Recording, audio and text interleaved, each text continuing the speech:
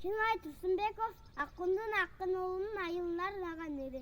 Аққұндың ақын ұлы келатат деп, қуанып түргіп тосқан тұлған айын, башқадай деги қачан белешат деп, артынан сүрөн салып қуған ай, біздің дағы балабыз бар Илимпос деп, мақтанып қоңшыларға жүрген айыл, дайыным шықпай қалса күйіп өлөктөп, жалпаңдап жаман ұлын сүйген айыл, балдарым жылғаяқ деп, тұрат қой деп, секирин асты үстіне түшкен айыл, бұйырса бүгін ұры шығат қой деп, күнігі бір мал пошта күткен айыл, жақшылы жашап жатқан сыған мене, дарағас құлыбы жоқ жайдақ айыл, балдары біраз ұзап шығар менен, ұмытылып көз жазында қалған айыл, еш қылып әркіміз өз чарбасында,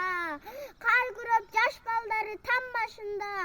жүргөндөй болған менен борбор айыл, бүтпөгөн бол дүйнөнүн кармашында.